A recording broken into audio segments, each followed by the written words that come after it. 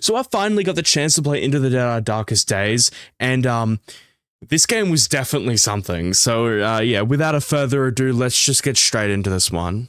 So yeah, let's just get into the game itself. So the game itself is a zombie survival crafting game, and in my opinion, it takes a little bit of a unique twist on the zombie survival game, specifically it being a side-scroller, so it's not quite like other zombie survival games like State of Decay or 7 Days to Die, or maybe Project Zomboid, even though Project Zomboid is extremely unique. It's a side-scrolling game, which I know doesn't really sound like much, like it's not that innovative. It's like, oh, it's a side-scrolling game, but I feel like the side-scrolling part of it really does add a little bit of uniqueness to it and a little bit of a personality to it. I don't really see very many zombie survival crafting games that are, well, side-scrolling.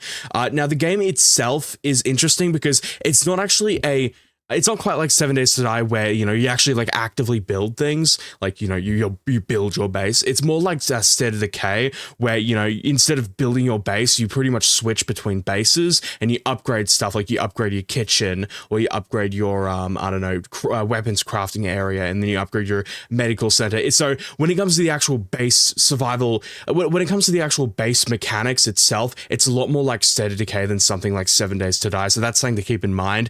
So yeah, when it comes to the base building and the base sort of aspect of it, it's a lot more like State of Decay than it is 7 Days to Die, where 7 Days to Die gives you the freedom to pretty much make what you want and do what you want with your base. This one is more, again, I mentioned this earlier, but like, upgrade your kitchen and upgrade your, stuff like that. And one of the things I really like about this game is when you actually move bases, unlike something like, State of Decay, for an example, in State of Decay, when you move your base, all the shit you upgraded, that shit's no longer upgraded. You got to re-upgrade your shit when you move your base. Now, in Into the Darkest Days, you don't actually have to do that. So once you move your base, all your shit, like your medical center, if you leveled your medical center up to level 3, and then you end up moving base, your medical center is still at level 3. You don't have to re-upgrade shit, which is great, because this game clearly relies heavily on actually, like, moving your base. Like you have to move your base quite consistently because you can only travel within a certain radius on the map before you have to move your base to another spot, so your radius is different. You all get what I mean. I'll probably have a little bit of footage up on screen just to demonstrate it, but yeah,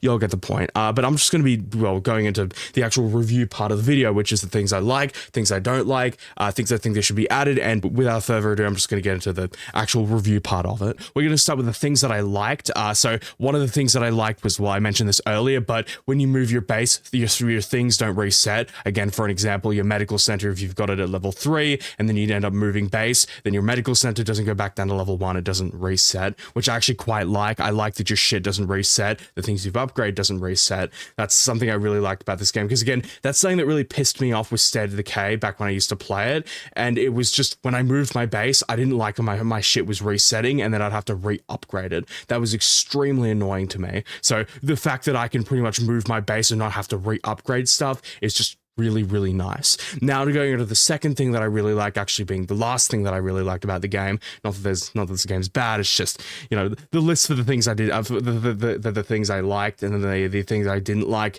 the list's just considerably short. I just didn't really add much to them. But yeah, anyways. And then the second thing that I really did like about the game was the sneaking. Clearly, this game is very sneaking focused. You're not really meant to go guns a-blazing. Now, there are guns in the game, but I don't know how the fuck you're meant to get them, because for some weird reason, I just couldn't get anything past a pistol. But this game's clearly not designed to, like, for you to go in guns a-blazing and shoot everything. This game's very designed to be, well, a sneaking game. That's how the game's designed to be. So clearly one of the strong points of the game should be sneaking. And, well, one of the strong points of the game is sneaking. And that's one of the things I really liked. The sneaking mechanics in the game are really, really good. Running around, like, it's a very slow-paced game, but I did prefer that. I'd prefer that it was a little bit slower. Like, you have to be smart about it. You can't just, like, run in there guns a-blazing. And I love that about this game. And, and what adds on top of that is the sneaking, again, is just extremely satisfying. It's really nice sneaking up on an enemy and then, like, fucking stabbing them in the back or hitting them in the back of the head with a pan. All that shit's really satisfying. So, yeah, the other thing that I really liked was the sneaking was just extremely satisfying. I loved that. So yeah, now let's go into the things that I didn't like. And I need to admit something. This list is exponentially short. There might only be one thing on this list. One thing on the things I didn't like. Yeah, but I'll admit this is a big one, and it's just that the game's very repetitive. I'll elaborate. So I played this game 3 times. So I played 3 games. Game 1, I actually got one of the extractions. Game 2, I got really close to one of the other extraction, but for some reason, food just wasn't spawning. I don't know why, but food just became exponentially rare. I think it might have been a bug because don't get me wrong, food's meant to be like rare in survival games, but this shit wasn't just rare; it was impossible to find. And I don't know why. And then game 3 was just me getting B-roll for this video, or footage for this video, because my retarded dumbass may or may not have deleted all of my footage from game 1 and 2, which might have been the most slow and retarded thing I've ever done. But hey, whatever, things happen. We all make mistakes, shit happens. Anyways, but yeah, so the game's very repetitive. And let me elaborate a little bit more. So when you play the game for the first time on your first playthrough, it's really fun. Like, it's fun because you're exploring everything, and every single location is completely unique from the other, like completely. But after your first playthrough, you've pretty much already been to every single location. You've been to a majority of the locations in the game.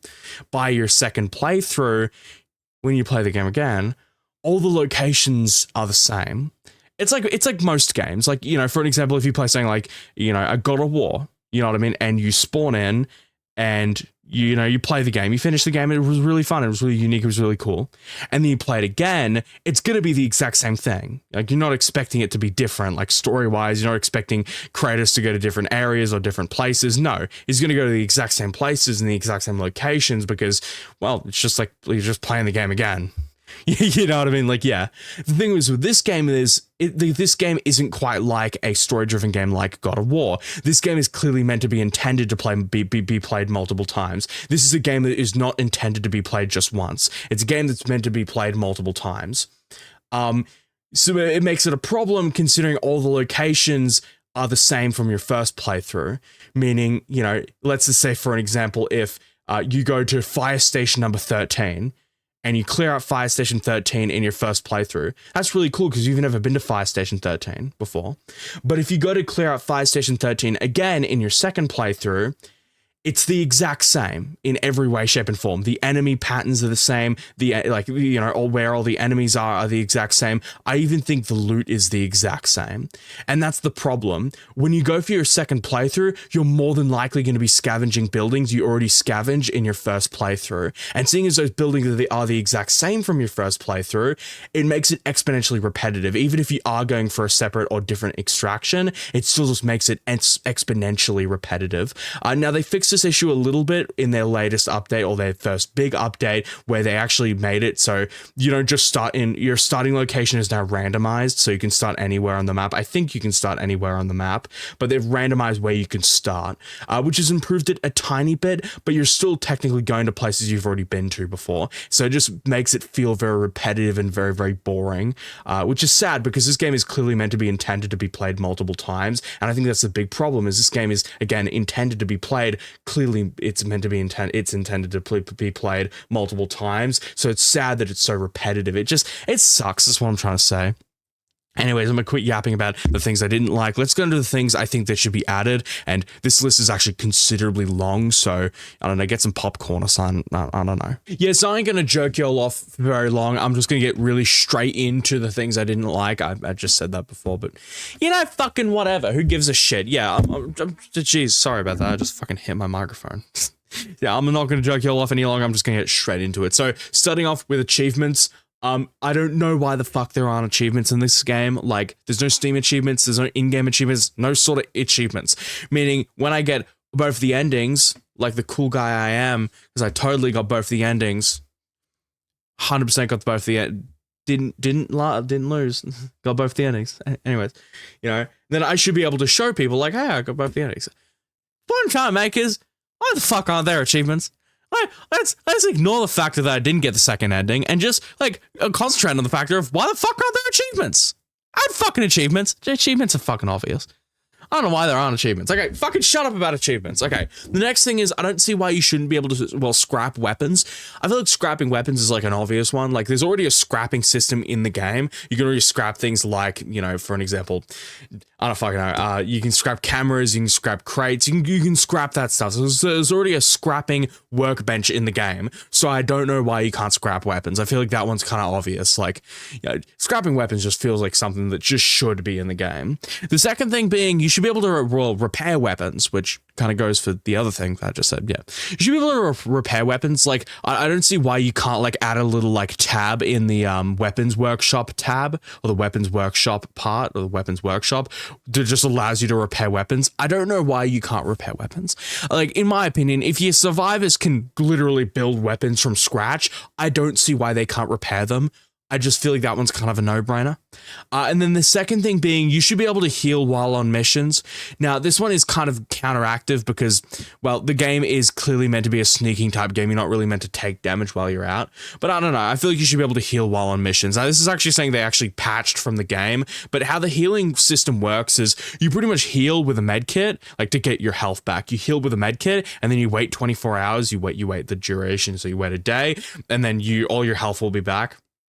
But I feel like while you're on a mission, when it comes to healing, when you heal with a med kit, it should be fast tracked, meaning you heal with a med kit and then you get all your health back immediately. Not like immediately. Like, I think there should be a process like you slowly healing for like 10 seconds.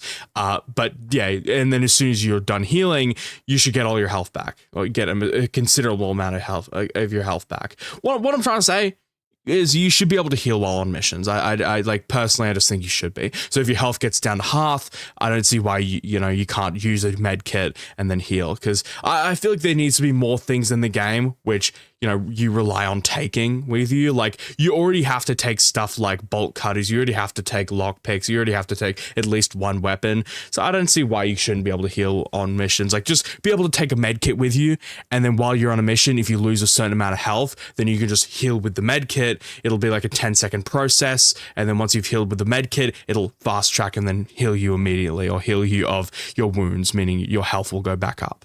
So yeah, you should be able to heal on missions. I don't know why you can't. I guess I understand to a certain extent why you can't, but I don't know. I feel like it's something that wouldn't really be that broken, and I just think it would be like a nice addition to the game. And it'd be nice, okay? I feel like you should be able to heal while on missions. Okay. And yeah, that's it. That's the video. Yeah, I'm not gonna like yap too long. If you liked it, I guess if you really liked it, maybe sub. That'd be really nice. And hey, I want to know what I did right. I want to know what I did wrong. I always love constructive criticism. Don't be a dick. No one likes a fucking asshole. But anyways, I'm gonna quit yapping. Anyways, yeah, I'm just gonna go. Yeah, I'll see y'all in the next one. Yeah, all good.